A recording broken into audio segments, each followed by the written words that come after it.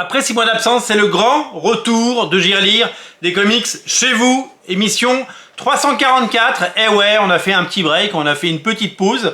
Mais je me suis dit qu'il était temps de faire revenir ce format que vous appréciez tant.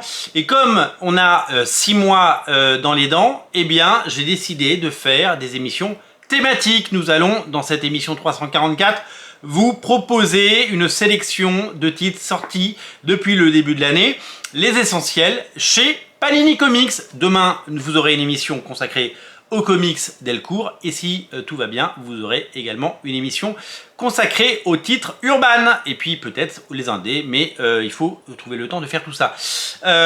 Donc Panini a sorti énormément de comics depuis le début de l'année 2023 et donc il fallait faire une sélection, notamment au niveau des omnibus, vous le savez, il en sort tous les 15 jours, 2 par semaine certaines semaines.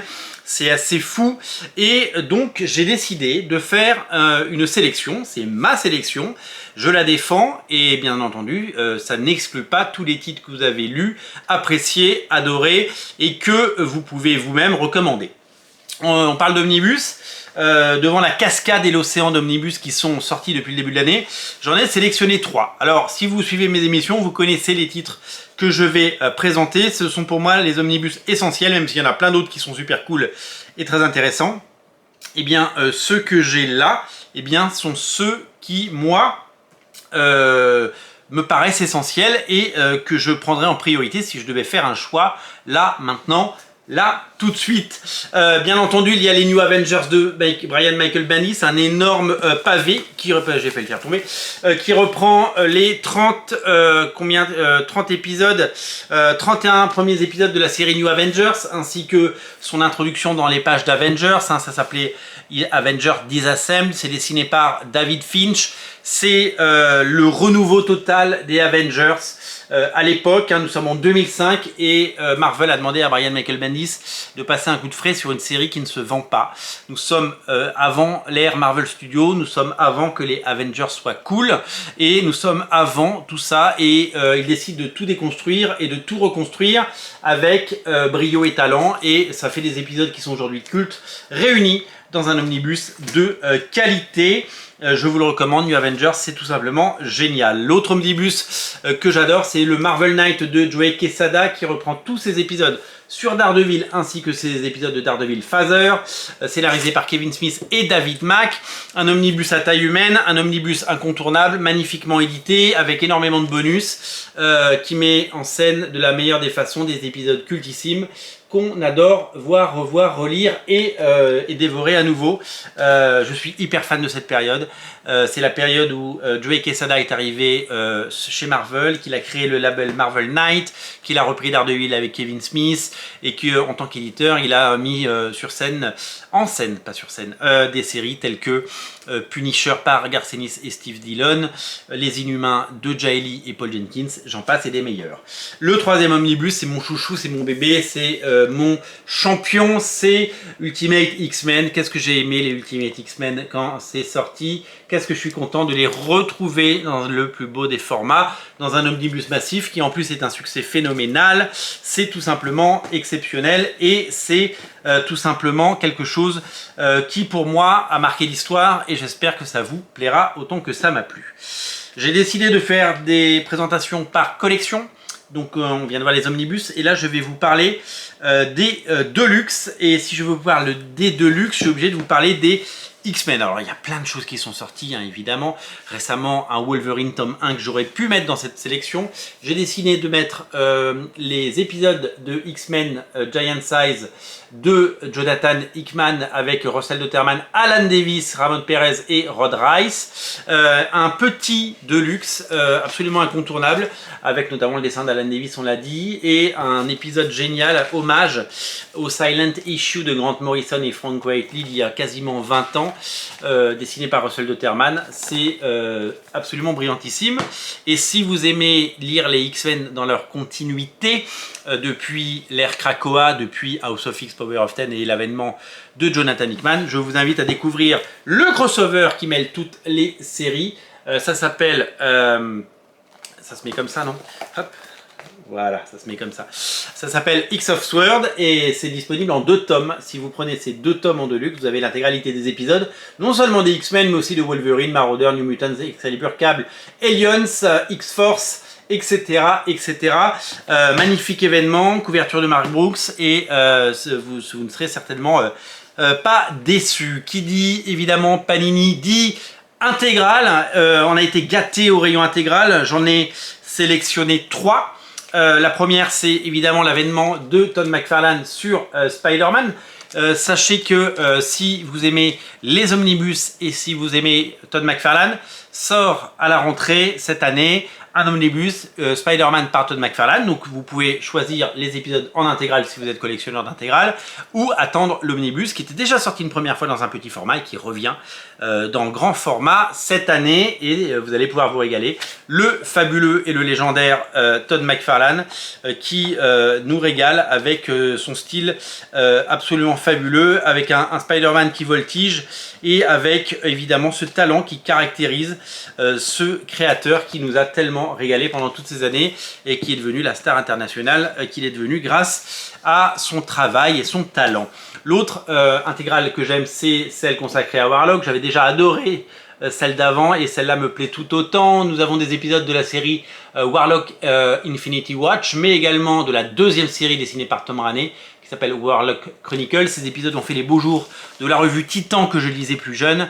On est dans de la Madeleine pure beurre, on est dans de la nostalgie totale et c'est tout ce que j'aime et c'est tout simplement incontournable. Au rayon X-Men, parce que les X-Men c'est mon dada, ne ratez pas certainement la meilleure intégrale X-Men depuis très longtemps. 1997 tome 2 avec que des épisodes signés Joey Madureira et enfin quasiment que Joey Madureira et Carlos Pacheco. C'est exceptionnel. Une des meilleures périodes des X-Men. Scott Lobdell au scénario, Joey Madureira, Carlos Pacheco, c'est que du bonheur.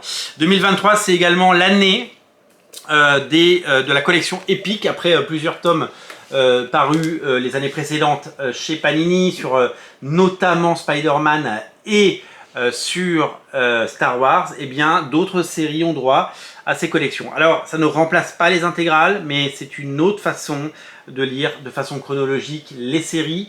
Moi j'ai craqué pour celle consacrée aux 4 Fantastiques parce qu'il y a les épisodes d'Arthur Adams. Donc moi j'aime bien les couvertures en dur, mais ça existe en couverture en souple, c'est un peu moins cher. Donc là il y a du Walter Simonson et du Arthur Adams, c'est brillantissime. J'ai craqué pour le Iron Man parce que ça m'a rappelé les années Strange, avec la guerre des armures et un dessin signé par Barry Windsor-Smith notamment, mais aussi Bob Layton. Bob Layton qui est sur Paris ces jours-ci, pas sur Paris en France, qui fait une tournée et qui nous régale avec sa bonne humeur et son talent. Voilà, moi j'aime beaucoup cette collection épique. Alors sachez que il les sort il y a à peu près 2 années de bouquins, de 2 années dans chaque intégrale, et qu'il y a un numéro au dos.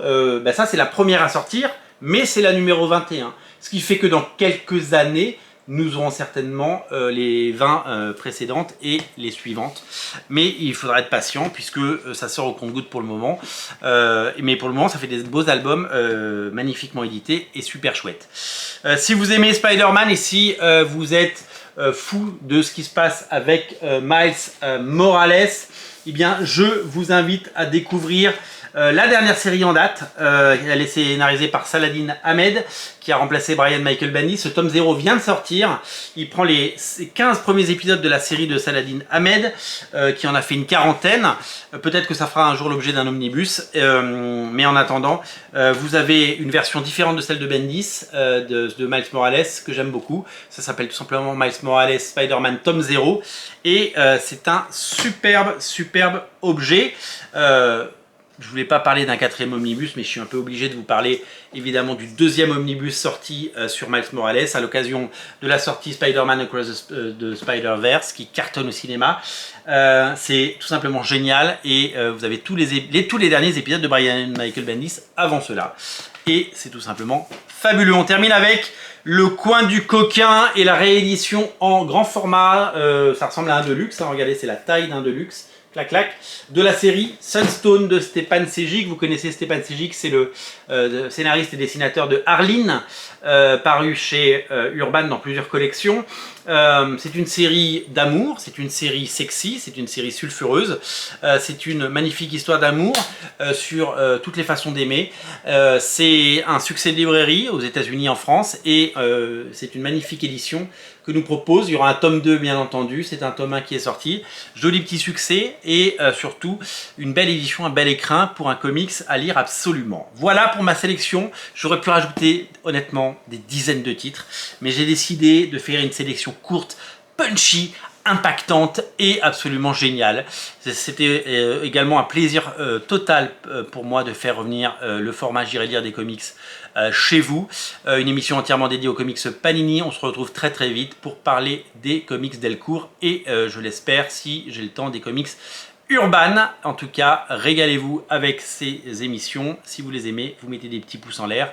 Et moi, je me charge évidemment de continuer à vous informer et à vous divertir avec ces émissions, bien entendu, seulement sur Radio Comics. Et tous ces comics sont disponibles dans notre boutique à Paris, au 49 rue La Cépède et en ligne. La livraison est offerte si vous prenez pour 29 € de comics qui arrive très très vite. Donc n'hésitez pas à passer commande, c'est le meilleur moyen de nous dire merci. Salut!